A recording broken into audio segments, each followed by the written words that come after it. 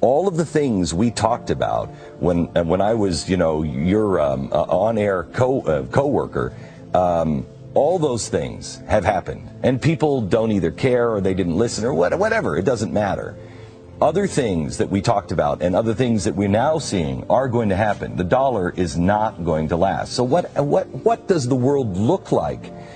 We have two ways to go. We can either tear each other apart, or we can see that world that Amazon was talking about last night on 60 Minutes, where literally the sky is the limit. Everything you know is about to change. When you look at the state of the economy, Obamacare, the disaster, the rise in the ever-growing government, deficits, debt, doubling of the people on welfare, what do you think in the privacy? I know you spend a lot of time reading, and you now become a student of history. What do you think privately is going to happen to this country? I think that we are in trouble. Yeah, and I think that we are in a situation that we will either rise to the occasion and be our best selves. I saw something that happened over the weekend, Sean, a poll that came out. I know you must have talked about it today. 70% of Americans don't trust each other. They think only 30% of this country you can trust. If that remains true, will we then become Europe? We see signs that with the noblest of intentions, the Obama administration is in a kind of headlong retreat from the kind of global engagement that, in our view, offers the best hope for peace. Quick final thought from you, because you say openly in your essay that you're reserving judgment on all of this as we learn more over the next several weeks. But one of the things that you talk about in a broader perspective is global powers trying to rearrange themselves into a new global world order. What we're seeing is a kind of a concerted pushback by these three countries. I think we have to watch it carefully to see whether, in fact, this is the opening of a new moment in international history. Very interesting. Walter. Whether, in fact, this is the opening of a new moment in international history. New mystery surrounding One World Trade Center. For about a year, New Yorkers have reported hearing an eerie sound coming from the newly constructed building. They call it haunting, and it's got a lot of people talking. Rick Leventhal joins us now. So, Rick, you went down there. You did some investigative work. What did you learn? Well, there's clearly a noise. It's not clear exactly where it's coming from. It can create a sound that some are calling eerie, haunting, even moaning. The whistling was first reported by the Tribeca citizen on the day after Thanksgiving. A man who lives a couple blocks from the almost completed One World Trade Tower wrote a local paper and said he first heard the sound during Hurricane Sandy last year and assumed it would be eliminated when the building's framework was finished and the windows installed. Well, then, last week in the middle of the night, the neighbor says the tower began whistling again with a slightly different two-toned cry, calling it unmistakable and very chilling. So here it is, and you can judge for yourself.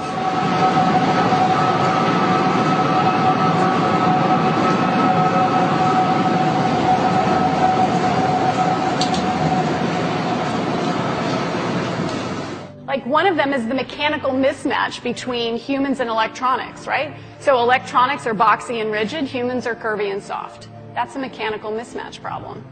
Well, a researcher at the University of Illinois, his name is Dr. Rogers, what he did is he founded a company and they started making electronic tattoos. So I'm wearing one here on my arm. Do we have a camera to get a... This is a developmental system made by MC10, and it has an antenna and some sensors embedded in it. And what we plan to do is work with them to advance a tattoo that could be used for authentication. Now, it may be true that 10 to 20-year-olds don't want to wear a watch on their wrist, but you can be sure that they'll be far more interested in wearing an electronic tattoo, if only to piss off their parents. That's something that you wear, but you could also imagine including authentication in just your daily habits. So I take a vitamin every morning. What if I could take vitamin authentication? What? Vitamin authentication. Look, I have one right here. Well, here, I'll let you hold it. Would you like to hold it? I'll hold it. Okay. So this... You guys see it? This pill has a small chip inside of it with a switch. And they power it up, and the switch goes on and off. and it creates an 18-bit ECG-like signal in your body, and essentially your entire body becomes your authentication token. Yes, this is true. Okay? Okay, but... Okay, so wait. So it's really true. So what this means is that becomes my first superpower. I really want this superpower. It means that my arms are like wires, my hands are like alligator clips. When I touch my phone, my computer, my door, my car, I'm authenticated in. First superpower. Like, I want that. This is FDA cleared? So here's the thing. This is not science fiction. This pill was actually made by a company called Proteus, and they've developed it for medical applications. That pill has been CE stamped and cleared by the FDA. Does Google now know everything I do and everywhere I go? Because, let's face it.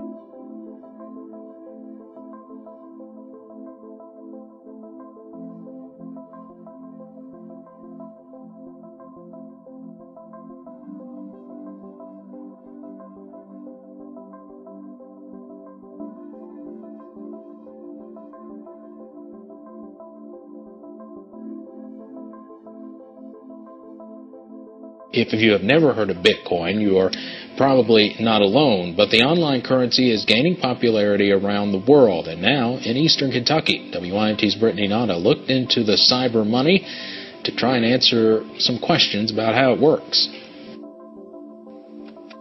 City commissioners in Vico recently passed a measure to pay its police chief in Bitcoin.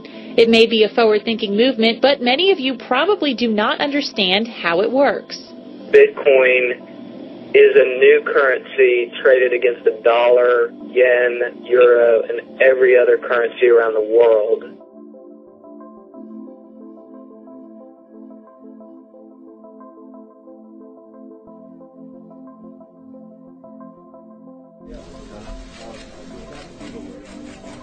Israel is ready for historic peace, and it's a peace based on 2 states for 2 peoples. It's a peace that Israel can and must be able to defend itself by itself with our own forces against any foreseeable threat. In the days and weeks ahead, we will consult very closely and continually with our Israeli friends in order to bring about a comprehensive agreement that can withstand everybody's test. FBI is rolling out a $1 billion facial recognition system. This high-tech program has been undergoing testing since February. It compiles mug shots, iris scans, and more, and is finally said to be ready for launch. You know, the FBI is now revealing its next generation, if you will, effort to weed out the bad guys. As you mentioned, $1 billion. They've put it to the test so far in several states since February. Now, the system works in 2 ways. It can compare an image to the FBI's massive database of mugshots to pinpoint criminals. It can also track suspects in surveillance footage by honing in on their faces in a crowd.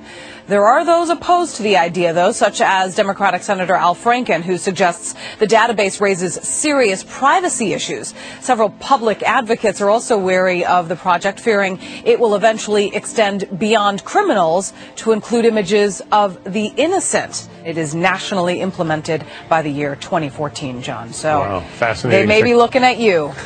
Let's hope not. A new crime fighting tool is so big, some might call it a tank. Hey, I think they are. Now, it's really called an MRAP. I checked on that. And tonight, these massive military vehicles are in the hands of 4 mid-state police agencies. A handful of police departments are now getting them free of charge to protect their officers. Hendersonville SWAT team already has 2 Humvees. The problem is they're not armored. The MRAP gives them that much-needed protection. We plan to paint it black, just the same as our other tactical vehicles, and put police markings on it, and that's probably all we're going to do. Sir, I want to talk to you. Do not arrest me. Go right there. He's under arrest. Stay right there. Back up, back up. Hey guys, if you cross this line, you'll be under arrest, so don't do it.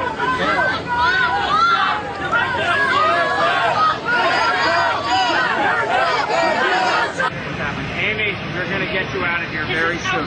Yes, we have everything. This was, Amy, a reporter being arrested by police who were dressed like stormtroopers out of a Steven Spielberg movie. What was your experience? What were your thoughts? And And how do you think that we got here from 20, 30 years ago when this kind of thing was pretty much unheard of? You know, you have these police officers going after thousands of peaceful protesters, eviscerating the encampments, tear gassing, pepper spraying, beating people in the streets. And this all has to be reimagined. I mean, police have to be challenged. There are many good cops who don't feel that that's their role. Yeah, and it's our job in the media to cover them. I think so. And Matthew, I'm curious, in the minute we have left, at what point in time did America start militarizing our police, and why? Well, I don't think there's going to be anyone who can point to a specific minute, but I think a lot of it has to do with around the time the Dirty Harry movies. Well, I think a lot of it has to do with the fact that we started waging this crazy war on drugs that encourages the militarization of police.